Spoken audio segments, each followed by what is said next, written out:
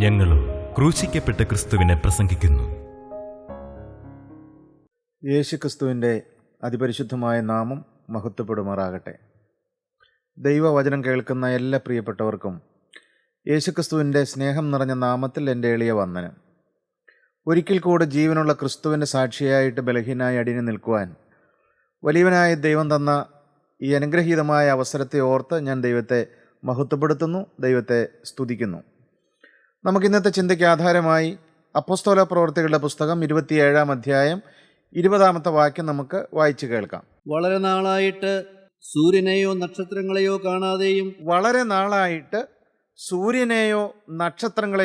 കാണാതെയും വല്ലാത്ത കൊടുങ്കാറ്റ് അടിച്ചും കൊണ്ടിരിക്കിയാൽ ഞങ്ങൾ രക്ഷപ്പെടുമെന്നുള്ള ആശയൊക്കെയും അറ്റുപോയി എന്നാണ് നാം ഇവിടെ വചനത്തിൽ വായിക്കുന്നത്. പ്രതീക്ഷ നശിച്ചു പോയതായ ഒരു കൂട്ടം ആളുകൾ, രക്ഷപ്പെടുമെന്നുള്ളതായ ആശയൊക്കെയും പ്രതീക്ഷയൊക്കെയും നശിച്ചു പോയതായ, അറ്റുപോയതായ, തീർന്നു പോയതായ ഒരു കൂട്ടം ആളുകൾ, പ്രതീക്ഷ നശിച്ചവർ. പ്രിയപ്പെട്ടവരെ, നാം ഈ ലോകത്തിലേക്ക് നോക്കിയാൽ, നമ്മുടെ ചുറ്റുപാടിൽ നാം കണ്ണോടിച്ചാൽ മനുഷ്യൻ്റെ എല്ലാം അവസ്ഥ വാസ്തവത്തിൽ ഇതല്ലേ? പ്രതീക്ഷയില്ലാത്ത മനുഷ്യരെ നമുക്ക് കാണാം, പ്രത്യാശ നശിച്ചുപോയ മനുഷ്യരെ നമുക്ക് കാണാം. കാരണം എന്താണ്? വളരെ നാളായിട്ട് സൂര്യനെയോ നക്ഷത്രങ്ങളെയോ കാണാൻ പറ്റുന്നില്ല, ഒരു ദൈവത്തിൻ്റെ സ്നേഹം അനുഭവിക്കാൻ സാധിക്കുന്നില്ല. മാത്രമല്ല, ജീവിതത്തിൽ ചില കൊടുങ്കാറ്റുകൾ ആഞ്ഞടിക്കുകയാണ്. ഇവിടുത്തെ സാഹചര്യം എന്താണ് എന്നൊരു പക്ഷേ നിങ്ങൾക്ക് ചിലർക്കെങ്കിലും അറിയാമായിരിക്കും. യെരൂശലേമിൽ നിന്ന് റോമിലേക്ക് ഏതാണ്ട് 276 പേരടങ്ങുന്നതായ ഒരു കപ്പൽ യാത്രയാണ് ഇതിൻ്റെ പശ്ചാത്തലം എന്ന് പറയുന്നത്. അതിൽ കുറേ തടവുപുള്ളികളുണ്ട്. അതിൽ അപ്പോസ്തലനായ പൗലോസുമുണ്ട്. റോമിൽ കൈസരുടെ അരമനയിൽ വിസ്താരത്തിന് വേണ്ടി പൗലോസിനെ കൊണ്ടുപോവുകയാണ്. പ്രിയപ്പെട്ടവരെ, ആ കപ്പൽ യാത്ര തുടങ്ങുമ്പോൾ തന്നെ ചില പ്രതിസന്ധികളും പ്രശ്നങ്ങളും കാറ്റുകളും കൊടുങ്കാറ്റുകളെല്ലാം ആഞ്ഞടിക്കുകയാണ്. വാസ്തവത്തിൽ മനുഷ്യൻ്റെ ജീവിതം എന്ന് പറയുന്നത് ഈ ഓളങ്ങളും തിരമാലകളും കൊടുങ്കാറ്റുകളും ചുഴലിക്കാറ്റുകളെല്ലാം ഉള്ള കടൽ കൂടി യാത്ര ചെയ്യുന്നതായ ഒരു കപ്പലിന് സമമാണ് വാസ്തവത്തിൽ മനുഷ്യൻ്റെ ജീവിതവും. ഈ കപ്പൽ യാത്രയിൽ നമുക്ക് കാറ്റ് എപ്പോഴും അനുകൂലമായിക്കൊള്ളണമെന്നില്ല. കാറ്റ് പലപ്പോഴും നമുക്ക് പ്രതികൂലമായിരിക്കും. നാം ഈ 27-ാം അധ്യായം വായിക്കുമ്പോൾ നാം അങ്ങനൊരു വാക്ക് പലപ്പോഴായിട്ട് നമുക്ക് കാണാം. കാറ്റ് പ്രതികൂലമാകൊണ്ട് അവർക്ക് ശരിയായിട്ട് അവരുടെ യാത്ര സുഗമമായിട്ട് മുമ്പോട്ട് പോകാൻ കഴിയുന്നില്ല. പ്രിയപ്പെട്ടവരെ, നമ്മുടെയും ജീവിതത്തിലേക്ക് നാം തിരിഞ്ഞു നോക്കിയാൽ പല സമയങ്ങളിലായി, പല സാഹചര്യങ്ങളിലായി നാം പ്രതീക്ഷിക്കാത്തതായ ചില കാറ്റുകളും ചില കൊടുങ്കാറ്റുകളും ചില ചുഴലിക്കാറ്റുകളെല്ലാം നമ്മുടെ ജീവിതത്തിലേക്ക് ആഞ്ഞടിക്കാറില്ലേ? ചില സമയങ്ങളിൽ നാം നിരാശപ്പെട്ടു പോകുമാറ്, എല്ലാം തീർന്നു എന്ന് വിചാരിക്കുമാറ് ചില കൊടുങ്കാറ്റുകളെല്ലാം നമ്മെ വ്യക്തിപരമായിട്ടും അല്ല നമ്മുടെ കുടുംബമായിട്ടും ചിലപ്പോൾ നമ്മയും നമ്മുടെ കുടുംബത്തെയും നശിപ്പിക്കത്തക്കതായ രീതിയിൽ ചില കൊടുങ്കാറ്റുകളും ചുഴലിക്കാറ്റുകളെല്ലാം ആഞ്ഞടിക്കാറില്ലേ? പക്ഷേ പ്രിയപ്പെട്ടവരെ, ഒരു വിശ്വാസിയെ സംബന്ധിച്ചിടത്തോളം ഈ കാറ്റും ചുഴലിക്കാറ്റും കൊടുങ്കാറ്റും ഉള്ളതായ, ഓളങ്ങളും തിരമാലകളും ഉള്ളതായ ഈ ലോകമാകുന്ന സമുദ്രത്തിൽ കൂടി യാത്ര ചെയ്യുമ്പോൾ എങ്ങനെ അവന് രക്ഷപ്പെടാൻ കഴിയും? എന്താണ് അതിനുള്ളതായ ഒരു പോംവഴി എന്ന് പറയുന്നത്? കടലിലെ തിരമാലയ്ക്കോ കടലിലെ ചുഴലിക്കാറ്റിനോ കടലിലെ കൊടുങ്കാറ്റിനോ ശാന്തമാക്കുവാൻ മനുഷ്യർക്ക് ആർക്കും സാധ്യമല്ല. അത് ഒഴിവാക്കാൻ സാധ്യമല്ല. അത് പ്രകൃതിയുടെ ഒരു അനുഭവമാണ്, അത് ഉണ്ടായിക്കൊണ്ടേയിരിക്കും. എന്നാൽ ഈ കൊടുങ്കാറ്റിൽ നിന്നും, ഈ ചുഴലിക്കാറ്റിൽ നിന്നും, ഈ തിരമാലകളിൽ നിന്നെല്ലാം ഒരു വിശ്വാസിക്ക് എങ്ങനെ രക്ഷപ്പെടാൻ കഴിയും? 27-ാം അധ്യായം 4-ാമത്തെ വാക്യം നമുക്കൊന്ന് വായിച്ചു കേൾക്കാം. അവിടെ നിന്ന് ഞങ്ങൾ നീക്കി, കാറ്റ് പ്രതികൂലമാകിയാൽ കുപ്രോസ് ദ്വീപിന്റെ മറപറ്റി ഓടി. പ്രിയപ്പെട്ടവരെ, കാറ്റ് പ്രതികൂലമാകൊണ്ട് കുപ്രോസ് ദ്വീപിന്റെ മറപറ്റി ഓടി എന്ന് നാം വായിക്കുകയാണ്. വീണ്ടും അതിന്റെ 7-ാമത്തെ വാക്യം ഒന്ന് വായിച്ചു കേൾക്കാം. പിന്നെ ഞങ്ങൾ ബഹുദിവസം പതുക്കെ ഓടി നീദോസ് തൂക്കിൽ പ്രയാസത്തോടെ എത്തി. കാറ്റ് സമ്മതിക്കായകയാൽ ക്രേത്താദ്വീപിന്റെ മറപറ്റി സൽമോനിക്ക് നേരെ ഓടി. ക്രേത്താദ്വീപിന്റെ മറപറ്റി ഓടിയെന്ന് നാം വായിക്കുകയാണ്. വീണ്ടും അതിന്റെ 15-ാം വാക്യം നമുക്ക് വായിച്ചു കേൾക്കാം. കപ്പൽ കാറ്റിന്റെ നേരെ നിൽപ്പാൻ കഴിയാതെ വണ്ണം കുലുങ്ങുകയാൽ ഞങ്ങൾ കൈവിട്ട് അങ്ങനെ പാറിപ്പോയി. ക്ലൗദ എന്ന ചെറിയ ദ്വീപിന്റെ മറപറ്റി ഓടിയിട്ട് ക്ലൗദ എന്ന ചെറിയ ദ്വീപിന്റെ മറപറ്റി ഓടി എന്നാണ് നാം വായിക്കുന്നത്. പ്രിയപ്പെട്ടവരെ, ജീവിതത്തിൽ എന്നും ഇങ്ങനെ മാറി മാറി കൊടുങ്കാറ്റുകളും ചുഴലിക്കാറ്റുകളും എല്ലാം നമ്മുടെ ജീവിത പടകിലേക്ക് എന്നും ആഞ്ഞടിച്ചുകൊണ്ടിരിക്കും. ഇതിനൊരു ശമനം ഉണ്ടാവുകയില്ല. മനുഷ്യ ജീവിതം എന്ന് പറയുന്നത് അതാണ്. ഒരുപക്ഷെ ഈ കൊടുങ്കാറ്റ് വരുന്നത് ചില മാരകമായ രോഗമായിട്ടായിരിക്കാം. ചിലപ്പോൾ ഈ ചുഴലിക്കാറ്റ് വരുന്നത് ചില കുടുംബത്തിലെ ചില മാരകമായ പ്രശ്നങ്ങളായിട്ടായിരിക്കാം. മനുഷ്യൻ്റെ ബുദ്ധിക്കോ മനുഷ്യൻ്റെ ശക്തിക്കോ ഒരു പരിഹാരം കാണാൻ കഴിയാത്തതായ ചില ചുഴലിക്കാറ്റുകൾ നമ്മുടെ ജീവിതത്തിലേക്ക് കടന്നു വന്നേക്കാം. തീർന്നു എന്ന് വിചാരിക്കുന്നതായ ചില സാഹചര്യങ്ങൾ കൂടി നാം ഒരുപക്ഷെ കടന്നു പോകേണ്ടി വന്നേക്കാം. പക്ഷെ പ്രിയപ്പെട്ടവരെ, അപ്പോൾ എല്ലാം ഒരു വിശ്വാസിക്ക് ആശ്വാസം തരുന്ന കാര്യം എന്താണ്? മറപറ്റി ഓടാനുള്ളതായ ഒരു മറവിടം നമുക്കുണ്ട്. നമുക്കൊരു മറയുണ്ട്, നമുക്കൊരു മറവിടമുണ്ട്. അതാണ് യുഗങ്ങളുടെ പാറയാകുന്ന കർത്താവായ യേശു ക്രിസ്തു. അവൻ്റെ മറവിൽ നാം മറഞ്ഞാൽ, ഈ യുഗങ്ങളുടെ പാറയാകുന്ന ക്രിസ്തുവിൻ്റെ മറവിൽ നാം മറഞ്ഞാൽ ഈ കൊടുങ്കാറ്റ് നമ്മിലേക്ക് ഏശുകയില്ല. ഈ മറപറ്റി നമുക്ക് ഓടുവാൻ കഴിയും. ക്രിസ്തീയ ജീവിതം എന്ന് പറയുന്നത് കൊടുങ്കാറ്റില്ലാത്തതായ ജീവിതമല്ല, പ്രശ്നങ്ങളില്ലാത്ത ജീവിതമല്ല, ദുരിതങ്ങളില്ലാത്ത ജീവിതമല്ല. മനുഷ്യൻ്റെ ജീവിതം, ക്രിസ്തീയ ജീവിതം എന്നും പ്രതിസന്ധികൾ നിറഞ്ഞതാണ്. പ്രിയപ്പെട്ടവരെ, നാം കടൽ തീരത്ത് ചെന്ന് നിന്നാൽ നമുക്കറിയാം, കടലിന് ഒരിക്കലും വിശ്രമമില്ല. കടൽ മിക്കവാറും എപ്പോഴും പ്രക്ഷുബ്ധമായിരിക്കും. തിരമാലകൾ ഇങ്ങനെ കയറിക്കൊണ്ടിരിക്കും. ചിലപ്പോൾ ശക്തിയേറിയ തിരമാലകൾ നമ്മുടെ ശരീരത്തിൽ വന്ന് തൊടുമാറ് ശക്തിയായിട്ട് നമ്മുടെ അടുക്കലേക്ക് ഈ കൊടുങ്കാറ്റും വീശിയെന്നിരിക്കാം. ഇതാണ് മനുഷ്യൻ്റെ ജീവിതം എന്ന് പറയുന്നത്. എന്നാൽ ഇതിൻ്റെ മധ്യത്തിലൊരു വിശ്വാസി തളരാതെ, തകരാതെ, നിരാശപ്പെടാതെ, വിശ്വാസത്തിൽ പതറിപ്പോകാതെ എങ്ങനെ നിൽക്കാൻ കഴിയും? എങ്ങനെ ജീവിക്കാൻ കഴിയും? ഈ പാറയുടെ മറപറ്റി ഓടുക. ക്രിസ്തുവാകുന്ന ആ ക്രൂശിക്കപ്പെട്ടവനായ ക്രിസ്തുവാകുന്ന ആ യുഗങ്ങളുടെ പാറയാകുന്ന തകർക്കപ്പെട്ട പാറയുടെ മറവിൽ നാം മറവിടം കണ്ടെത്തുക. പ്രിയപ്പെട്ടവരെ, നിങ്ങൾ ഈ ഒരു മറവിടം കണ്ടെത്തിയോ? ക്രിസ്തുവാകുന്ന പാറയിൽ നിങ്ങളൊരു അഭയം കണ്ടെത്തിയോ? പ്രതികൂല കാറ്റുകളേറ്റ് വലയുന്ന ജീവിതത്തിൻ്റെ മധ്യത്തിൽ യേശുക്രിസ്തുവിനെ ഒരു മറവിടമായി നിങ്ങൾക്ക് അനുഭവിക്കാൻ കഴിയുന്നുണ്ടോ? യേശുക്രിസ്തു യുഗങ്ങളുടെ പാറയാണ് പ്രിയപ്പെട്ടവരെ. അവൻ തകർക്കപ്പെട്ട പാറയാണ്, അവൻ സഞ്ചരിക്കുന്ന പാറയാണ്, അവൻ അനുഗമിക്കുന്ന പാറയാണ്, അവൻ യുഗങ്ങളുടെ പാറയാണ്, അവൻ തകരാത്ത പാറയാണ്. എത്ര വലിയ കൊടുങ്കാറ്റേറ്റാലും, എത്ര വലിയ ചുഴലിക്കാറ്റേറ്റാലും തകരാത്ത, മറിയാത്ത, മാറാത്ത ഉറപ്പുള്ള ഒരു പാറയാണ് കർത്താവായ യേശുക്രിസ്തു. അവനിൽ നമുക്കൊരു മറവിടം കിട്ടിയാൽ, അവനിൽ നമുക്കൊരു ആശ്രയം കിട്ടിയാൽ, അവനിൽ നമുക്ക് ഒന്ന് ആശ്രയിക്കാൻ സാധിച്ചാൽ നമ്മുടെ ജീവിതം ജയിച്ചു പ്രിയപ്പെട്ടവരെ. തിരമാലകൾ ഇങ്ങനെ ഒന്നൊന്നായി വന്നുകൊണ്ടിരിക്കും, കൊടുങ്കാറ്റുകൾ ഇങ്ങനെ വീശിക്കൊണ്ടിരിക്കും. എന്നാൽ ഒരു വിശ്വാസി ക്രിസ്തുവിൻ്റെ മറവിൽ മറഞ്ഞിരിക്കും. അതാണൊരു വിശ്വാസിയുടെ ധൈര്യം എന്ന് പറയുന്നത്. അതാണൊരു വിശ്വാസിയുടെ പ്രത്യാശ എന്ന് പറയുന്നത്. അല്ലാതെ കൊടുങ്കാറ്റില്ലാത്ത ജീവിതമല്ല, പ്രതിസന്ധിയില്ലാത്ത ജീവിതമല്ല ക്രിസ്തീയ ജീവിതം. പ്രിയപ്പെട്ടവരെ, ഇങ്ങനെ ഈ കാറ്റ് ശക്തിയായിട്ട് വീശുമ്പോഴും ഇവർ മറപറ്റി ഓടുകയാണ്. എന്നാൽ ഇവരുടെ ജീവിതത്തിൽ എന്താണ് സംഭവിച്ചത്? 14-ാമത്തെ വാക്യം നമുക്കൊന്ന് വായിച്ചു കേൾക്കാം. 14-ാമത്തെ വാക്യം. കുറെ കഴിഞ്ഞിട്ട് അതിന് വിരോധമായി ഈശാനമൂലനെന്ന കൊടുങ്കാറ്റടിച്ചു. പ്രിയപ്പെട്ടവരെ, ആദ്യം കാറ്റടിച്ചിങ്ങനെ കപ്പൽ ഉലയുന്നുണ്ട്. പക്ഷേ അവർ ചെറിയ ദ്വീപിൻ്റെയൊക്കെ മറപറ്റി ഇങ്ങനെ ഓടുകയാണ്. വലിയ കുഴപ്പമില്ലാതെ പോയതാണ്. എന്നാൽ ഇവിടെ ഇതാ ഈശാനമൂലൻ എന്ന ഒരു വലിയ കൊടുങ്കാറ്റ് ഈ കപ്പലിനെ നോക്കി ഇതാ വീശുകയാണ്. കപ്പലിനെ ലക്ഷ്യമാക്കി വീശുകയാണ്. ഈശാനമൂലൻ എന്ന കൊടുങ്കാറ്റിൻ്റെ പ്രത്യേകത എന്ന് പറയുന്നത് കിഴക്ക് നിന്നും പടിഞ്ഞാറ് നിന്നും ഒരേ സമയം വീശുന്ന കൊടുങ്കാറ്റാണ് ഈശാനമൂലൻ എന്ന കൊടുങ്കാറ്റ്. കിഴക്ക് നിന്നും പടിഞ്ഞാറ് നിന്നും, പിറകിൽ നിന്നും മുന്നിൽ നിന്നും എന്ന് വെച്ചാൽ ഒരു മനുഷ്യനെ അല്ലെങ്കിൽ ഒരു വിശ്വാസിയെ മുൻപോട്ട് പോകുവാൻ ഇത് സമ്മതിക്കാതെ നിൽക്കുന്നതായ ചില പ്രതിസന്ധികളെയാണ് നമ്മൾ കാണിക്കുന്നത്. ഒരു ചൂട് മുൻപോട്ട് വയ്ക്കാൻ കഴിയുന്നില്ല. അതുപോലെ ജീവിതത്തിൽ പ്രതിസന്ധികളും പ്രശ്നങ്ങളുമാണ് വരുന്നത്. പ്രിയപ്പെട്ടവരെ, നാം രക്ഷിക്കപ്പെട്ട ദൈവമക്കളായിരിക്കാം, നാം വീണ്ടും ജനിച്ച ദൈവമക്കളായിരിക്കാം. പക്ഷേ നമ്മുടെയും ജീവിതത്തിൽ ഇതുപോലെയുള്ള ചില സാഹചര്യങ്ങൾ, ഈശാനമൂലൻ പോലെയുള്ളതായ ചില വലിയ കൊടുങ്കാറ്റുകൾ നമ്മുടെ ജീവിതത്തിൽ ആഞ്ഞടിച്ചെന്നിരിക്കാം. ഒരു സ്റ്റെപ്പ് മുമ്പോട്ട് വയ്ക്കുവാൻ കഴിയുന്നില്ല. എങ്ങനെ മുമ്പോട്ട് പോകും? ചില സാഹചര്യങ്ങളിൽ പകച്ചു നിൽക്കുന്നതായ ചില സാഹചര്യങ്ങൾ. പ്രിയപ്പെട്ടവരെ, ഈശാനമൂലൻ എന്ന കൊടുങ്കാറ്റടിക്കുന്നതായ അനുഭവം, പുറകോട്ട് പിന്മാറുവാനും കഴിയുന്നില്ല, മുൻപോട്ട് പോകുവാനും കഴിയുന്നില്ല. ജീവിതത്തിൽ വരുന്നതായ ചില പ്രതിസന്ധികൾ, ചില പ്രതികൂലങ്ങൾ, കുടുംബത്തിൽ ആഞ്ഞടിക്കുന്നതായ ചില ഈശാനമൂലൻ്റെ കൊടുങ്കാറ്റുകൾ. പ്രിയപ്പെട്ടവരെ, നിങ്ങൾ ഈ വചനം ശ്രദ്ധിക്കുമ്പോൾ നിങ്ങൾ ഇതുപോലെയുള്ളതായ കൊടുങ്കാറ്റിൻ്റെ അനുഭവത്തിൽ കൂടിയാണോ കടന്നു പോകുന്നത്? എങ്ങനെ മുമ്പോട്ട് പോകും? ഈ പ്രശ്നത്തിന് എന്താണ് ഒരു പരിഹാരം? എങ്ങനെ ഇതിനൊരു പരിഹാരം ലഭിക്കും? എന്താണ് ഇതിനൊരു നീക്കുപോക്ക് കിട്ടുന്നത്? പ്രിയപ്പെട്ടവരെ, നിരാശയോടെ ഇരിക്കുന്നവരാരെങ്കിലും ഉണ്ടോ? ഭാവി വഴിമുട്ടി നിൽക്കുന്നവരാരെങ്കിലും ഉണ്ടോ? ഒരുപക്ഷെ ജീവിതത്തിലേക്ക് ഒരു മാറാ രോഗം പ്രതീക്ഷിക്കാത്ത സമയത്ത് കടന്നു വന്നു. വളരെ സന്തോഷമായിട്ട് കഴിഞ്ഞു പോവുകയായിരുന്നു കുടുംബം. പക്ഷേ പ്രതീക്ഷിക്കാതെയാണ് ക്യാൻസർ എന്ന മഹാമാരി ജീവിതത്തിലേക്ക് കടന്നു വന്നത്. ഒരിക്കലും പ്രതീക്ഷിച്ചതല്ല, ഒരിക്കലും അങ്ങനെ ചിന്തിച്ചതല്ല. എൻ്റെ കുടുംബത്തിൽ ഇത് വരുമെന്ന് ഒരിക്കലും ചിന്തിച്ചതല്ല. പ്രിയപ്പെട്ടവരെ, അങ്ങനെ വലിയ കുഴപ്പമില്ലാതെ ജീവിതം മുമ്പോട്ട് പോയിക്കൊണ്ടിരിക്കുമ്പോഴാണ് ഈ ഒരു വാർത്ത ചെവിയിൽ എത്തുന്നത്. പ്രിയപ്പെട്ടവരെ, വാസ്തവത്തിൽ ജീവിതം ഞെട്ടിപ്പോയി. എങ്ങനെ മുമ്പോട്ട് പോകും?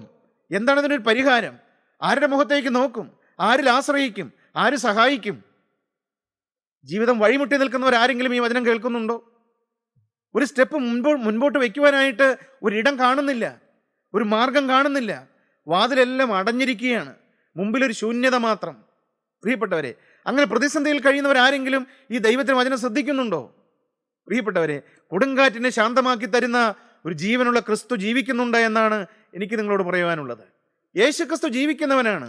അവൻ കൊടുങ്കാറ്റുകളെ ശാന്തമാക്കുന്നവനാണ്. നിങ്ങൾ ആ യേശുവിൽ വിശ്വസിക്കുക. യേശുവിൻ്റെ മറവിൽ നിങ്ങൾ അഭയം പ്രാപിക്കുക. യേശുവിൻ്റെ തിരുവിലാവിൽ നിങ്ങൾ അഭയം കണ്ടെത്തുക. യേശു ക്രിസ്തുവിൻ്റെ ക്രൂശിൻ്റെ ചൂട്ടിൽ നിങ്ങൾ അഭയം കണ്ടെത്തുക. പ്രിയപ്പെട്ടവരെ, ദൈവത്തിന് സ്തോത്രം.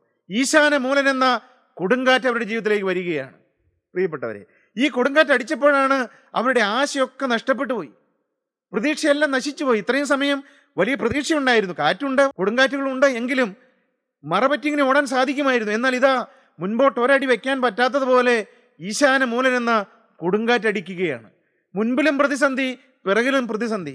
പുറകോട്ട് മാറാനും കഴിയുന്നില്ല, മുൻപോട്ട് പോകാനും കഴിയുന്നില്ല. പ്രിയപ്പെട്ടവരെ, ഇങ്ങനെയുള്ള ചില സാഹചര്യങ്ങളിൽ നാമം ചെന്ന് നിൽക്കാറില്ലേ? വഴിമുട്ടിയതായ സാഹചര്യങ്ങൾ.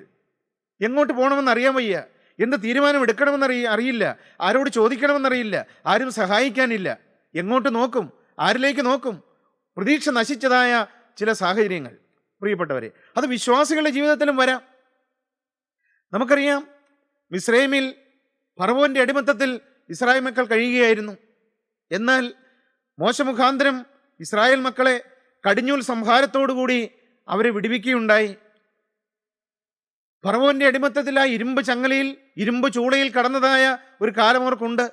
എന്നാൽ ദൈവം അവരെ വിടുവിച്ച് ഇതാ ഫറവോന്റെ അടിമത്തിൽ നിന്ന് കൊണ്ടുപോരുകയാണ്. അവർ ഫറവോന്റെ അടിമത്തത്തിൽ നിന്ന് വിട്ടു പോകുന്നതിന് ശേഷം ഇതാ ചെങ്കടലിന് ഇക്കരെ മരുഭൂമിയിൽ അവർ പാളയം അടിച്ചിരിക്കുകയാണ്. പ്രിയപ്പെട്ടവരെ, അവരുടെ ജീവിതത്തിൽ ഒരു സന്തോഷമുണ്ട്. കാരണം ഇത്രയും കാലത്തെ ഞെരുക്കം, അവർക്ക് ആ ഞെരുക്കത്തിൽ നിന്നൊരു സ്വാതന്ത്ര്യം കിട്ടിയല്ലോ എന്ന്. പ്രിയപ്പെട്ടവരെ, അങ്ങനെ സന്തോഷിച്ചിരിക്കുമ്പോഴാണ് ഇതാ വലിയ ഒരു കുതിരയുടെ കുളമ്പടി ശബ്ദം അവർ കേൾക്കുന്നത്. പുറപ്പാട് പുസ്തകം 14-ാം അധ്യായം അതിന്റെ 10-ാമത്തെ വാക്യം നമുക്കൊന്ന് വായിച്ചു കേൾക്കാം. ഫറവോൻ അടുത്തു വരുമ്പോൾ ഇസ്രായേൽ മക്കൾ തല ഉയർത്തി മിസ്രയീമ്യർ പിന്നാലെ വരുന്നത് കണ്ട് ഏറ്റവും ഭയപ്പെട്ടു. പ്രിയപ്പെട്ടവരെ, ഇസ്രായേൽ മക്കൾ തല ഉയർത്തി നോക്കിയപ്പോൾ വളരെ സന്തോഷമായിട്ട് അവർ മരുഭൂമിയിൽ ഇതാ ഫറവോന്റെ അടിമത്തത്തിൽ നിന്ന് രക്ഷപ്പെട്ട് ഇതൊക്കെ സ്വർഗീയ കനാൽ ലക്ഷ്യമാക്കി അവർ യാത്ര തുടങ്ങുകയാണ്. അപ്പോഴാണ് അവർ പുറകോട്ട് തിരിഞ്ഞു നോക്കിയപ്പോൾ ഇതാ ഇത്രയും നാൾ എവിടെയായിരുന്നു അടിമയായിരുന്നത്? ഞങ്ങളെ അടിമത്തത്തിൽ കഴിച്ചിരുന്നതായ ഇതാ ഫറവോൻ ഞങ്ങളുടെ പിന്നാലെ കുതിരകളും രഥങ്ങളുമായിട്ട് വരികയാണ്. ഒന്നുകൂടെ വാക്യം നമുക്കൊന്ന് വായിക്കാം. 14-10. ഫറവോൻ അടുത്തു വരുമ്പോൾ ഇസ്രായേൽ മക്കൾ തല ഉയർത്തി മിസ്രയീമ്യർ പിന്നാലെ വരുന്നത് കണ്ട് ഇസ്രായേൽ മക്കൾ തലയുയർത്തി നോക്കിയപ്പോൾ ഇതാ മിസ്രയീമ്യർ പുറകെ വരികയാണ്. അവർ പിന്നാലെ വരുന്നത് കൊണ്ട് ഏറ്റവും ഭയപ്പെട്ടു. പ്രിയപ്പെട്ടവരെ, ഭയപ്പെട്ടു പോവുകയാണ് ഇസ്രായേൽ മക്കൾ. എന്താണ്? ഇത്രയും കാലം ഈ അടിമത്തത്തിൽ കിടന്ന് ഞെളിപുരി കൊണ്ടതായൊരു കാലമുണ്ടായിരുന്നു. എന്നാൽ ദൈവം കൃപയാൽ അവിടുന്ന് വിടുവിച്ചു. ഒരു സ്വാതന്ത്ര്യത്തിന്റെ അനുഭവത്തിലേക്ക് വന്നതേയുള്ളൂ.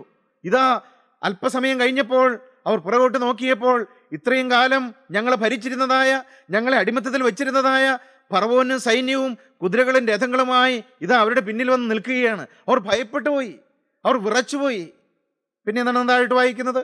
ഇസ്രായേൽ മക്കൾ യഹോവയോട് നിലവിളിച്ചു. പ്രിയപ്പെട്ടവർ, അവർക്ക് എന്ത് ചെയ്യാൻ കഴിയും? അവർക്ക് വേറെ ഒന്നും ചെയ്യാൻ കഴിയില്ലല്ലോ. അവർ ദൈവത്തോട് നിലവിളിക്കുകയാണ്. അവർ യഹോവയോട് നിലവിളിച്ചു. അവർ മോശയോട്, മിസ്രയീമിൽ ശവക്കുഴിയില്ലാഞ്ഞിട്ടോ നീ ഞങ്ങളെ മരുഭൂമിയിൽ മരിപ്പാൻ കൂട്ടിക്കൊണ്ടുവന്നത്? പ്രിയപ്പെട്ടവരെ, അവരുടെ ആ ഭയപ്പാടിന്റെ മധ്യത്തിൽ നിന്ന് അവർ ദൈവത്തോടും മോശയോടും പിറുപിറുക്കുകയാണ്, മത്സരിക്കുകയാണ്. മരുഭൂമിയിൽ ശവക്കുഴിയില്ലാഞ്ഞിട്ടാണോ ഞങ്ങളെ ഈ മിസ്രൈമിൽ ശവക്കുഴിയില്ലാഞ്ഞിട്ടാണോ ഞങ്ങളെ ഈ മരുഭൂമിയിൽ മരിക്കേണ്ടതിന് മിസ്രൈമിൽ നിങ്ങൾ കൊണ്ടുവന്നവർ ചോദിക്കുകയാണ്. പ്രിയപ്പെട്ടവരെ, അവർ ആകെ ഭയപ്പെട്ടു പോയി. എന്തിനാണ് ഞങ്ങളെ അവിടെ നിന്ന് വിടുവിച്ചത്? ഈ ഫറവോന്റെ അടുപ്പത്തിൽ കഴിയുകയായിരുന്നല്ലോ നല്ലത്. അവിടെ ശവക്കുഴി ഇല്ലാതിരുന്നോ? മിസ്രൈമിൽ ഫറവോന്റെ ആ നാട്ടിൽ ശവക്കുഴി ഇല്ലാഞ്ഞിട്ടാണോ ഈ മരുഭൂമിയിൽ ഞങ്ങളെ കൊല്ലേണ്ടതിന് നീ അവിടുന്ന് ഞങ്ങളെ പുറപ്പെടുവിച്ചത്? പിന്നെ എന്താണ് വീണ്ടും എന്താണ് പറയുന്നത്? നീ ഞങ്ങളെ മിസ്രയീമിൽ നിന്ന് പുറപ്പെടുവിച്ചതിനാൽ ഞങ്ങളോട് ഈ ചെയ്തതെന്ത്? മിസ്രയീമ്യർക്ക് വേല ചെയ്യുവാൻ ഞങ്ങളെ വിടണമെന്ന് ഞങ്ങൾ മിസ്രയീമിൽ വെച്ച് നിന്നോട് പറഞ്ഞില്ലയോ? മരുഭൂമിയിൽ മരിക്കുന്നതിനേക്കാൾ മിസ്രയീമ്യർക്ക് വേല ചെയ്യുന്നതായിരുന്നു ഞങ്ങൾക്ക് നല്ലതെന്ന് പറഞ്ഞു. മിസ്രയീമ്യർക്ക് വേല ചെയ്യുന്നതായിരുന്നു ഞങ്ങൾക്ക് നല്ലതെന്ന് അവർ പറയുകയാണ്. പ്രിയപ്പെട്ടവരെ, അവർ മുമ്പോട്ട് നോക്കുമ്പോൾ ഇതാ ചെങ്കടൽ പരന്ന് വിശാലമായി കിടക്കുകയാണ്. മുമ്പോട്ട് ഓടി രക്ഷപ്പെടാൻ സാധ്യമല്ല. പിന്നിലേക്ക് നോക്കുമ്പോൾ, പിറകോട്ട് തിരിഞ്ഞ് നോക്കുമ്പോൾ ഫറവോനും സൈന്യവും ഇതാ കുതിരകളും രഥങ്ങളുമായിട്ട് വന്ന് നിൽക്കുന്നു. അവരുടെ ആ വാളിന് ഇരയായി തീരാൻ പോവുകയാണ്. ഞങ്ങൾ മരിക്കാൻ പോവുകയാണ്. പാവം അവർ ഭയപ്പെട്ടു പോയതായൊരു സാഹചര്യം. പുറകോട്ട് നോക്കിയാൽ ഫറവോന്റെ സൈന്യം, മുൻപോട്ട് നോക്കിയാൽ ഇതാ ആ പ്രതീക്ഷയ്ക്ക് വകയില്ലാത്ത ചെങ്കടൽ പരന്ന് വിശാലമായി കിടക്കുന്നു. മുമ്പോട്ടും പോകാൻ വയ്യ, പിറകോട്ടും പോകാൻ വയ്യാത്തതായ അവസ്ഥ. പ്രിയപ്പെട്ടവരെ, എന്നാൽ എന്താണ് സംഭവിച്ചത്? നമുക്ക് അടുത്ത വാക്യം വായിക്കാം. അതിനെ മോശ ജനത്തോട്, ദൈവത്തിന്റെ ദാസനായ മോശ എന്താണ് ജനത്തോട് പറഞ്ഞത്? ഭയപ്പെടേണ്ട സഹോദരങ്ങളെ, നിങ്ങൾ ഭയപ്പെടേണ്ട എന്ന് പറയുകയാണ്. ദൈവജനത്തെ ആ ഭയത്തിൽ നിന്ന് വിടുവിക്കുകയാണ്. നിങ്ങൾ ഭയപ്പെടേണ്ട, നിങ്ങൾ പേടിക്കേണ്ട. എന്താണ് കാരണം? ഉറച്ചു നിൽപ്പീൻ, യഹോവ ഇന്ന് നിങ്ങൾക്ക് ചെയ്യുവാനിരിക്കുന്ന രക്ഷ കണ്ടുകൊള്ളുവീൻ. പ്രിയപ്പെട്ടവരെ, നിങ്ങളെ രക്ഷിക്കുന്ന ഒരു ദൈവമുണ്ട്, ഒരു യഹോവയുണ്ട്, ഒരു ജീവനുള്ള ക്രിസ്തുവുണ്ട്. നിങ്ങൾ ഭയപ്പെടേണ്ട. പ്രതീക്ഷ നശിച്ചിരിക്കുന്നവരാരെങ്കിലും ഉണ്ടോ? വഴിമുട്ടി നിൽക്കുന്നവരാരെങ്കിലും ഉണ്ടോ? ഇനി ജീവിതം അവസാനിപ്പിക്കാമെന്ന് ചിന്തിക്കുന്നവരാരെങ്കിലും ഉണ്ടോ? സഹോദര, നീ ജീവിതം അവസാനിപ്പിക്കേണ്ട. നിനക്കൊരു പോം വഴി തരുന്നൊരു ദൈവമുണ്ട്. നിനക്കൊരു വഴി തുറന്നു തരുന്നൊരു ജീവനുള്ള ക്രിസ്തു ജീവിക്കുന്നുണ്ട്. ഒരു രക്ഷകൻ നിനക്കുണ്ട്. നീ ഭയപ്പെടേണ്ട, നീ നിരാശപ്പെടേണ്ട. നിന്റെ ജീവിതം നീ അവസാനിപ്പിക്കേണ്ട. നിനക്ക് രക്ഷയുണ്ട്. നിനക്ക് ഭാഗ്യകരമായ ഒരു പാലും തേനും ഒഴുകുന്ന ഒരു രാജ്യം നിനക്ക് വേണ്ടി ദൈവം ഒരുക്കുന്നുണ്ട്. നീ ഭയപ്പെടേണ്ട. ഒരു ദൈവം ജീവിക്കുന്നുണ്ട്. നിനക്ക് രക്ഷയുണ്ട് എന്നാണ് ദൈവത്തിന് വചനം പറയുന്നത്. നീ വിചാരിച്ചു എൻ്റെ കാര്യം തീർന്നുവെന്ന്. മുമ്പോട്ട് വഴിയില്ല എന്നാണ് ഞാൻ ചിന്തിക്കുന്നത്. ഇതാ പിന്നിൽ ഫറവോന്റെ സൈന്യമെന്ന് നിൽക്കുകയാണെന്നാണ് ഞാൻ ചിന്തിക്കുന്നത്. സഹോദര, നീ ഭയപ്പെടേണ്ട. പ്രിയപ്പെട്ട ദൈവവേദന, നീ നിരാശപ്പെടേണ്ട. നീ ജീവിക്കുന്നവനായ ഒരു ക്രിസ്തു ഉണ്ട്. നിനക്ക് രക്ഷ തരുന്നവനായ, നിന്നെ സഹായിക്കുന്നവനായ, നിനക്ക് പ്രതീക്ഷ തരുന്നവനായ, അടഞ്ഞ വാതിലുകളെ തുറന്നു തരുന്നവനായ ഒരു ജീവനുള്ള ക്രിസ്തു ജീവിക്കുന്നുണ്ട്. പ്രിയപ്പെട്ടവരെ, നിങ്ങൾ ഒരിക്കലും നിരാശപ്പെടരുത്. ഏതെല്ലാം പ്രതികൂല സാഹചര്യങ്ങൾ നിങ്ങളുടെ ജീവിതത്തിൽ സംഭവിച്ചാലും നിങ്ങൾ ക്രിസ്തുവിന്റെ മുഖത്തേക്ക് നോക്കുക. ആരും സഹായിക്കാനില്ലല്ലോ, ആരിലും പ്രതീക്ഷിക്കാനില്ലല്ലോ, ഒരേടത്തുനിന്നൊരു സഹായം വരാനില്ലല്ലോ, എൻ്റെ ജീവിതം തീർന്നല്ലോ, എൻ്റെ പ്രതീക്ഷ നശിച്ചല്ലോ എന്ന് നിങ്ങൾ ഒരിക്കലും ചിന്തിക്കേണ്ട. പ്രിയപ്പെട്ടവരെ, ആ സാഹചര്യത്തിൽ നിങ്ങൾ എത്തുമ്പോൾ നിങ്ങൾ ക്രൂശിലേക്ക് നോക്കുക. നിങ്ങൾക്ക് വേണ്ടി ക്രൂശിൽ പിടഞ്ഞു മരിച്ച ക്രിസ്തുവിന്റെ മുഖത്തേക്ക് നിങ്ങൾ നോക്കുക. നിങ്ങൾ ക്രിസ്തുവിനെ വിളിച്ചപേക്ഷിക്കുക. നിങ്ങളെ സഹായിക്കാൻ ആ ജീവനുള്ള ക്രിസ്തു നിങ്ങളുടെ അരികിലേക്ക് ഇറങ്ങി വരും. പ്രിയപ്പെട്ടവരെ, ക്രിസ്തു നമ്മെ സഹായിക്കുന്നവനാണ്. പ്രതിസന്ധികളിൽ, പ്രതികൂലങ്ങളിൽ, രോഗക്കിടക്കയിൽ, കടബാധ്യതയുടെ മധ്യത്തിൽ പ്രിയപ്പെട്ടവരെ നമ്മളെ സഹായിക്കാൻ ഈ ജീവനുള്ള ക്രിസ്തുവിന് മാത്രമേ കഴിയുകയുള്ളൂ. ദൈവത്തിന് സ്തോത്രം. പ്രിയപ്പെട്ടവരെ, ഇതാ പ്രതീക്ഷ അടയുന്നതായൊരു സാഹചര്യം, ഈശാന മൂലൻ എന്ന കൊടുങ്കാറ്റ് ജീവിതത്തിലേക്ക് അടിക്കുന്നതായ സാഹചര്യം. 20-ാം വാക്യം നമുക്കൊന്നുകൂടെ വായിക്കാം. ആ ഈശാന മൂലൻ എന്ന കൊടുങ്കാറ്റ് അടിച്ചപ്പോഴാണ് അവർ പറയുന്നത്. എന്താണെന്ന് പറയുന്നത്?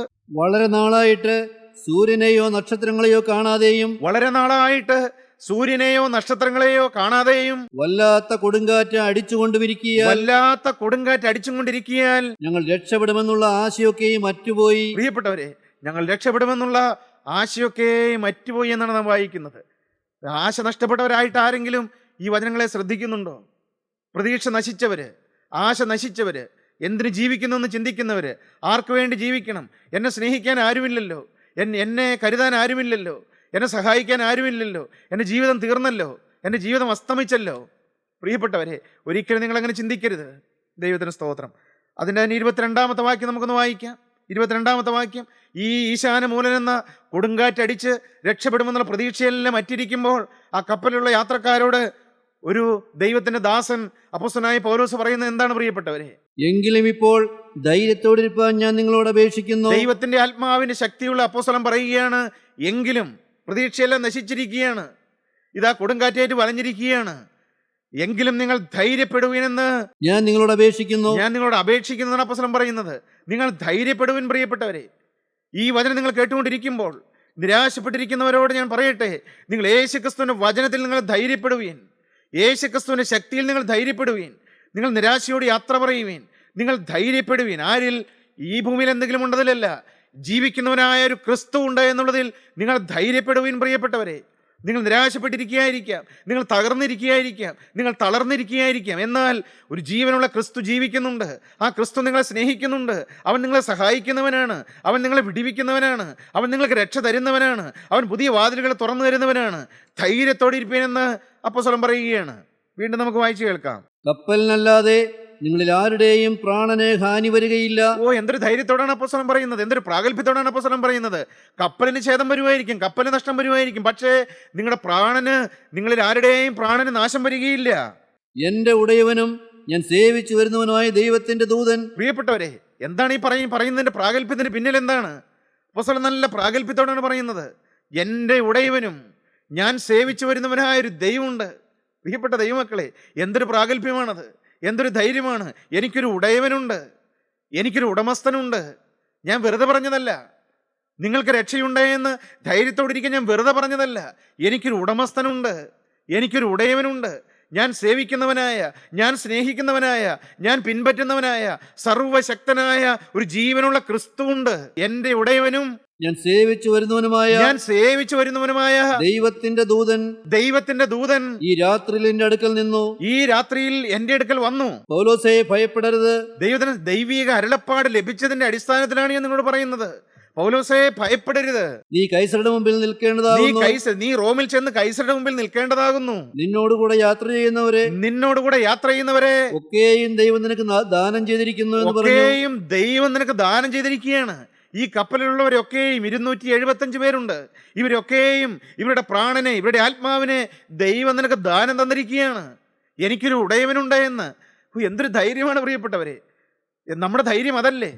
നമുക്ക് സമ്പത്തുണ്ടെന്നുള്ളതല്ല, നമുക്ക് ആരോഗ്യമുണ്ടെന്നുള്ളതല്ല, നല്ല കുടുംബ മഹിമയുണ്ടെന്നുള്ളതല്ല, ബന്ധുബലമുണ്ടെന്നുള്ളതല്ല. എനിക്കൊരു ഉടയവനുണ്ട്. അപ്പോസ്തലന്റെ ധൈര്യം അതാണ്. അപ്പോസ്തലന്റെ ബാക്കി ധൈര്യങ്ങളെല്ലാം ആ ദമസ്കോസിന്റെ പടിവാതിക്കൽ വെച്ച് അതെല്ലാം തീർന്നുപോയി. ഇന്ന് ആകെ ഒരു ധൈര്യമേ ഉള്ളൂ. എനിക്കൊരു ഉടയവനുണ്ട്. ഞാൻ സേവിക്കുന്നവനായ, ഞാൻ പിൻപറ്റുന്നവനായ, ഞാൻ വിളിച്ചപേക്ഷിക്കുന്നവനായ, എൻ്റെ കൂടെയുള്ളവനായ ഒരു ജീവനുള്ള ദൈവം, അവനെൻ്റെ ഉടയവനാണ്. അതാണ് അപ്പോസ്തലന്റെ ധൈര്യം എന്ന് പറയുന്നത്. പ്രിയപ്പെട്ടവരെ, നിങ്ങൾക്കാർക്കും ഒരു ദോഷവും വരികയില്ല എന്ന് പ്രാഗൽഭ്യത്തോടെ ദൈവത്തിൻ്റെ ആത്മാവിൻ്റെ ബഹുനിശ്ചയത്തോടെ അപ്പോസ്തലൻ പറയുകയാണ്. നിങ്ങളുടെ പ്രാണന് ആർക്കും ഒരു കേടും വരികയില്ല. ദൈവത്തിന് സ്തോത്രം. പിന്നെന്താണ് നന്നായിട്ട് വായിക്കുന്നത്? അതുകൊണ്ട് പുരുഷന്മാരെ ധൈര്യത്തോടിരിപ്പീൻ. പ്രിയപ്പെട്ടവരെ, അതുകൊണ്ട് പുരുഷന്മാരെ നിങ്ങൾ ധൈര്യത്തോടിരിപ്പീൻ. എന്നോട് അരുളി ചെയ്തതുപോലെ തന്നെ സംഭവിക്കുമെന്ന് ഞാൻ ദൈവത്തെ വിശ്വസിക്കുന്നു. ഞാൻ എൻ്റെ ദൈവത്തിൽ വിശ്വസിക്കുകയാണ്. എന്നോട് സംസാരിച്ചൊരു ദൈവമുണ്ട്, എനിക്കൊരു ഉടയവനുണ്ട്. ആ ഉടയവനിൽ ഞാൻ വിശ്വസിക്കുകയാണ്. പ്രിയപ്പെട്ടവരെ, വിശ്വസിക്കാൻ കൊള്ളാകുന്നവനായ ഒരു ജീവനുള്ള ക്രിസ്തുവുണ്ട്. പ്രിയപ്പെട്ടവരെ, പിൻപറ്റാൻ കൊള്ളാകുന്നവനായ ഒരു ദൈവമുണ്ട്. വിളിച്ചപേക്ഷിക്കാൻ കൊള്ളാകുന്നവനായ ഒരു ദൈവമുണ്ട്. അനുഗമിപ്പാൻ യോഗ്യനായ ഒരു ജീവനുള്ള ക്രിസ്തുവുണ്ട്. അവൻ നമ്മെ വിടിവിക്കുന്നവനാണ്, അവൻ നമ്മെ രക്ഷിക്കുന്നവനാണ്, അവൻ നമ്മെ കൊടുങ്കാറ്റുകളിൽ നിന്ന് മോചിപ്പിക്കുന്നവനാണ്, പ്രതിസന്ധികളിൽ നമ്മെ രക്ഷിക്കുന്നവനാണ്, അവൻ നമ്മുടെ പാപം ക്ഷമിച്ചു തരുന്നവനാണ്, അവൻ നമുക്ക് വേണ്ടി ക്രൂശിൽ മരിച്ചവനാണ്, അവൻ നമുക്ക് വേണ്ടി നിത്യജീവൻ തരാൻ വാഗ്ദത്തം ചെയ്തവനാണ്. നിങ്ങൾ അവനിൽ വിശ്വസിപ്പീൻ. പ്രിയപ്പെട്ടവരെ, അപ്പോസ്തലനായ പൗലോസിന്റെ ആ ധൈര്യം, ആ പ്രത്യാശ, ദൈവത്തിന് സ്തോത്രം. പ്രകാശം കിട്ടാതെ, വെളിച്ചം കിട്ടാതെ, സൂര്യനെയോ നക്ഷത്രങ്ങളെയോ കാണാതെ ഏതാണ്ട് 14 ദിവസം അവർ ആ കടൽ കൂടി അലഞ്ഞു എന്നാണ് നാം വായിക്കുന്നത്. ഏതാണ്ട് 14 ദിവസം ഭക്ഷണം കഴിക്കാൻ കഴിഞ്ഞില്ല. ഒരു പ്രകാശം കിട്ടുന്നില്ല, ഒരു വെളിച്ചത്തിന്റെ അംശം പോലും കിട്ടുന്നില്ല. പ്രിയപ്പെട്ടവരെ, വെളിച്ചമില്ലാതിരിക്കുന്നവരാരെങ്കിലും ഉണ്ടോ? ആ ദൈവസ്നേഹത്തിന്റെ പ്രകാശം ലഭിക്കാതെ കൂരിരുട്ടിൽ തപ്പി നടക്കുന്നവരാരെങ്കിലും ഉണ്ടോ? ദൈവത്തിന് സ്തോത്രം. ഒരു ജീവനുള്ളവനായ ഒരു ക്രിസ്തു ഉണ്ട്. പ്രിയപ്പെട്ടവരെ, യെശയ്യാ പ്രവാചകന്റെ പുസ്തകം 60-ാം അധ്യായം അതിന്റെ 19-20 വാക്യങ്ങൾ നമുക്ക് വായിച്ചു കേൾക്കാം. ഇനി പകൽ നേരത്ത് നിന്റെ വെളിച്ചം സൂര്യനല്ല, നിനക്ക് നിലാവെട്ടം തരുന്നത് ചന്ദ്രനുമല്ല. പ്രിയപ്പെട്ടവരുടെ ദൈവത്തിന്റെ വാഗ്ദത്തമാണത്. ഒന്നുകൂടെ വായിക്കാം നമുക്ക് ആ വാക്യം. ഇനി പകൽ നേരത്ത് നിന്റെ വെളിച്ചം സൂര്യനല്ല. പ്രിയപ്പെട്ടവർ, ദൈവം പറയുകയാണ്, ഒരു വിശ്വാസിയോട് പറയുകയാണ്, ഇനി പകൽ നേരത്ത് നിനക്ക് വെളിച്ചം തരുന്നത് സൂര്യനല്ല, നിലാവെട്ടം തരുന്നത് ചന്ദ്രനുമല്ല. ഒരുപക്ഷെ ഈ ഭൂമിയിലെ നക്ഷത്രങ്ങളും ഈ ഭൂമിയിലെ സൂര്യനും ഒരുപക്ഷെ അസ്തമിച്ചു പോയേക്കാം, പ്രകാശം തന്നില്ല എന്ന് വന്നേക്കാം. എന്നാൽ ഒരു വിശ്വാസിയോട് ദൈവം കൽപ്പിക്കുകയാണ്, നിനക്ക് പകൽ വെളിച്ചം തരുന്നത് ഇനി സൂര്യനല്ല, നിലാവ് വെളിച്ചം തരുന്നത് ചന്ദ്രനുമല്ല, പിന്നെയോ യഹോവ നിനക്ക് നിത്യപ്രകാശവും. പ്രിയപ്പെട്ടവരെ, ഒരു നിത്യപ്രകാശമുണ്ട്. Everlasting light.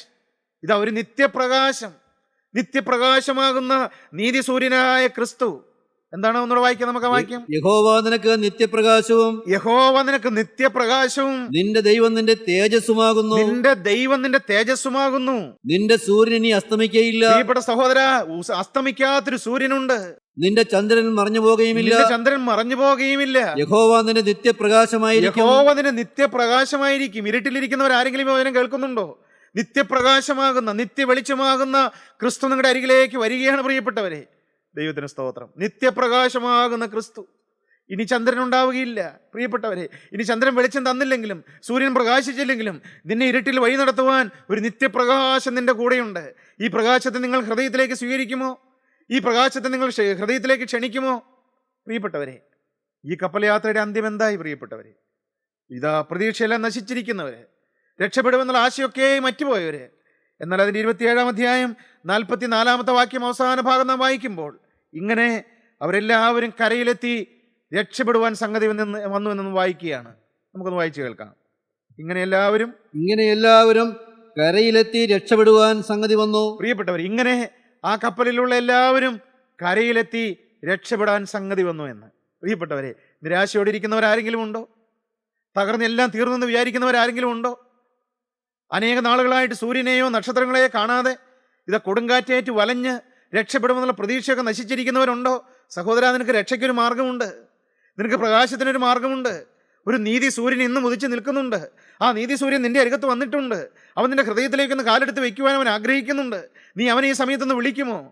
നിനക്ക് രക്ഷ തരുന്ന, നിന്നെ വിടുവിക്കുന്ന, നിനക്ക് പുതിയ വാതിലുകൾ തുറന്നു തരുന്ന, നിനക്ക് നല്ല ഭാവി തരുന്ന, നിന്റെ പാപം ക്ഷമിച്ചു തരുന്ന, ക്രൂശിൽ മരിച്ച നിത്യപ്രകാശമാകുന്ന ക്രിസ്തുവിനെ നിന്റെ ഹൃദയത്തിലേക്ക് ഒന്ന് വിളിക്കുമോ? ഇന്ന് നിന്റെ ഹൃദയത്തിൽ ഇരുട്ടാണ്, പാപത്തിന്റെ കൂരിരുട്ടുകൊണ്ട് ഇതാ നീ മുൻപോട്ട് പോകാൻ നീങ്ങാതെ കഴിയുകയാണ്. എന്നാൽ നിന്റെ ഹൃദയത്തിൽ ഈ നീതി സൂര്യൻ വന്ന് ഉദിച്ചാൽ, ഈ നിത്യപ്രകാശമാകുന്ന ക്രിസ്തു വന്ന് ഉദിച്ചാൽ നിനക്ക് പുതിയ വാതിലുകൾ തുറക്കുകയാണ്. കൊടുങ്കാറ്റിന്റെ അനുഭവം മാറ്റി തരികയാണ്. പ്രിയപ്പെട്ടവരെ, നിങ്ങൾ ഹൃദയത്തിലേക്ക് യേശുവിനെ ക്ഷണിക്കുന്നുണ്ടോ? ഒരു നിമിഷം നമ്മുടെ കണ്ണുകളെ ഒന്ന് അടയ്ക്കാം. നിങ്ങളുടെ അരികത്ത് നിൽക്കുന്ന യേശുവിനെ ഒന്ന് വിളിക്കുക. സഹോദരാ, നീ പ്രതീക്ഷ നശിച്ചിരിക്കുകയാണോ? രക്ഷപ്പെടുമെന്നുള്ള ആശയൊക്കെ മറ്റിരിക്കുകയാണോ? നിനക്ക് രക്ഷയുണ്ട്, നിനക്കൊരു നല്ല ഭാവിയുണ്ട്, നിനക്കൊരു അനുഗ്രഹീതമായ ശോഭന ഭാവി ഇതാ ക്രിസ്തു നിനക്ക് വേണ്ടി പ്രദാനം ചെയ്യുകയാണ്. യേശു നിന്റെ ഹൃദയത്തിലേക്ക് വരട്ടെ. യേശുവിനെ നീ ക്ഷണിക്കുക. യേശുവിന് വേണ്ടി ഹൃദയം തുറന്നു കൊടുക്കുക. യേശുവിന് വേണ്ടി നിന്റെ ജീവിതം സമർപ്പിക്കുക. നീ ക്രൂശിലേക്ക് നോക്കുക. അവങ്കലേക്ക് നോക്കിയവർ പ്രകാശിതരായി, അവരുടെ മുഖം ലജ്ജിച്ചു പോയതുമില്ല. പ്രിയപ്പെട്ട സഹോദര, നീ യേശുവിനെ വിളിക്കുക, യേശുവിനെ സ്നേഹിക്കുക, യേശുവിന് വേണ്ടി ഹൃദയം തുറന്നു കൊടുക്കുക, യേശുവിന്റെ ക്രൂശിലേക്ക് നോക്കുക. ദൈവം നിന്നെ അനുഗ്രഹിക്കട്ടെ. കരുണയുള്ള ഞങ്ങളുടെ സ്വർഗീയ പിതാവേ, ഈ നല്ല ദിവസത്തിനായി ഞങ്ങൾ നിന്നെ സ്തുതിക്കുന്നു. കർത്താവേ, ഞങ്ങൾക്ക് രക്ഷയുണ്ടായെന്ന് അവിടെ ഞങ്ങളോട് കൽപ്പിച്ചതിനായി ഞങ്ങൾ നിന്നെ സ്തുതിക്കുന്നു. ഞങ്ങൾക്കൊരു രക്ഷകനുണ്ടായെന്നും ഞങ്ങൾക്കൊരു ഉടയവനുണ്ടായെന്നും ഞങ്ങളെ രക്ഷിക്കാൻ ഒരു യേശു ജീവിക്കുന്നുവെന്നും അവിടെ ഞങ്ങളോട് സ്നേഹത്തോടെ സംസാരിച്ചതിനായി ഞങ്ങൾ നിന്നെ സ്തുതിക്കുന്നു. ഈ വചനം കേട്ട മക്കളെല്ലാം അനുഗ്രഹിക്കണമേ. അവിടുത്തെ രണ്ടാമത്തെ വരവിന് വേണ്ടി ഞങ്ങൾ എല്ലാവരെയും ഒരുക്കണമേ. യേശു ക്രിസ്തുവിന്റെ അതിപരിശുദ്ധമായ നാമത്തിൽ തന്നെ. ആമേൻ.